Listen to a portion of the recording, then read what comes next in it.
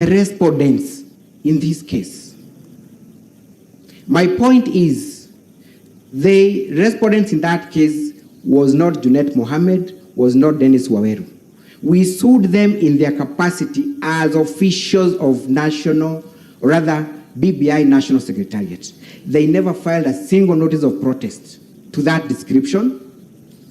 They in fact confirmed our position by way of an affidavit that they are co-chairperson of that entity.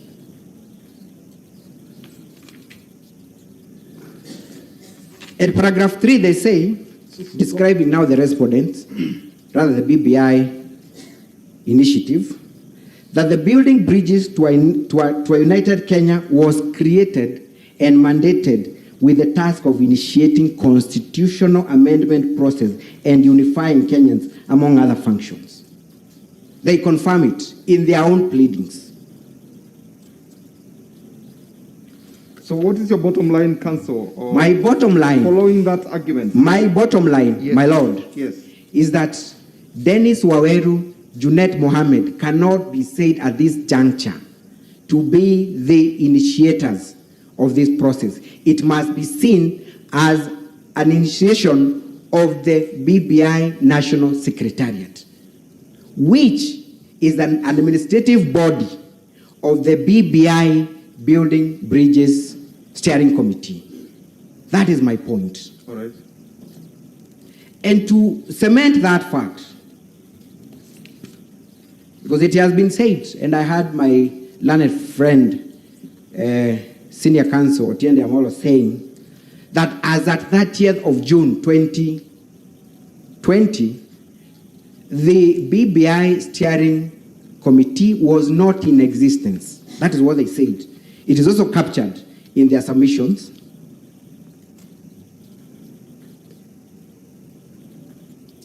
As of 16th of October 2020, months after 30th of June 2020, when it is said that the BBI task force was not in existence, that is when the BBI Steering Committee was handing over the report to the President at Kisii State Lodge. We annexed that in our affidavits. In their forward, dated 16th October 2020, they say that, and it is addressed to Your Excellency the President of the Republic of Kenya,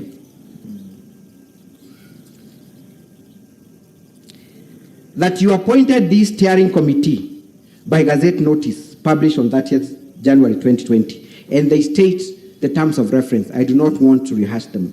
But at the end, what do they present to the President on 16th of October 2020, when apparently they were not in existence in accordance to the appellant's case?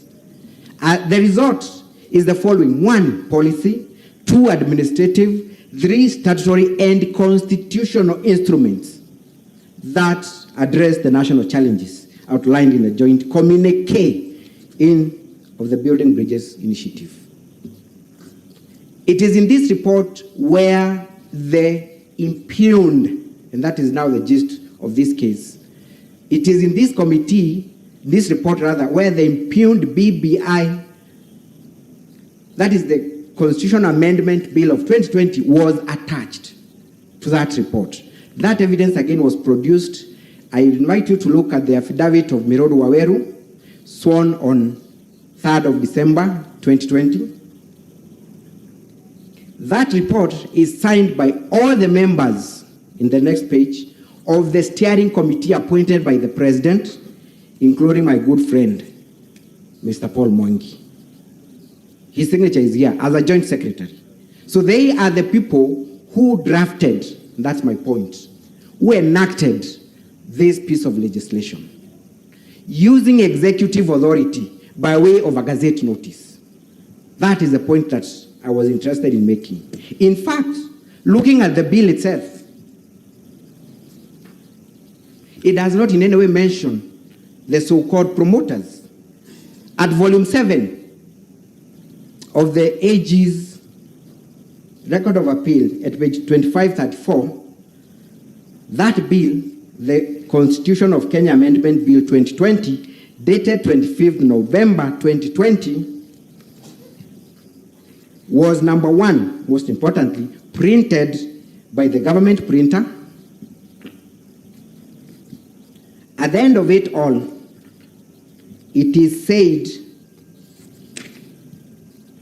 the promoters at the end, to be found at page 2576, are the following: Building Bridges Initiative, stroke promoter. It is there in that bill.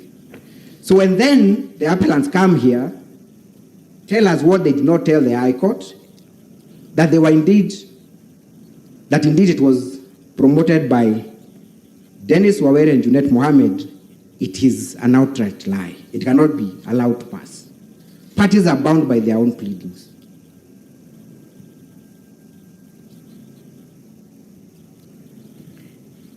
My lords, having established that indeed it was the executive that initiated this process,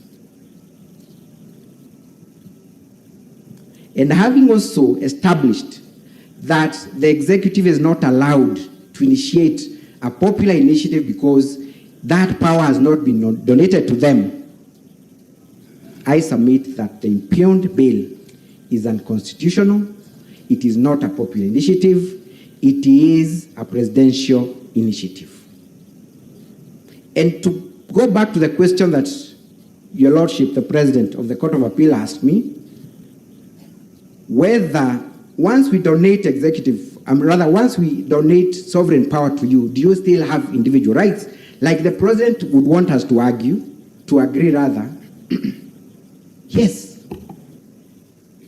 And like I said, you must avoid declothe yourself of executive authority, then become a citizen.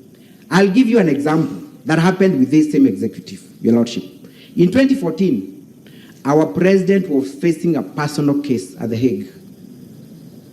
When he was leaving for that case, which was his personal matter to attend to, he did the right thing. And I believe, under the advice of Emeritus, AG then, Professor Githo Muigai, he handed over power to the deputy president, appointed him as the acting president, went to The Hague as a citizen, was not received by the state there as a president, but as an individual.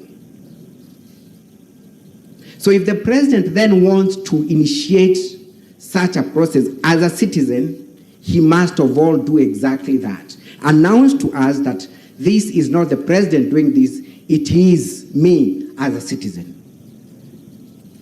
I see my time is running out. I have my colleagues to submit on a few issues. I submit that the appeals before you are not merited. The same should be dismissed. The court ought to uphold the judgment of the Superior Court. I'll invite my learned friend, Carol Gerono, to just address on a few issues. Thank you, my lord. Thank you, Mr. Mutuma.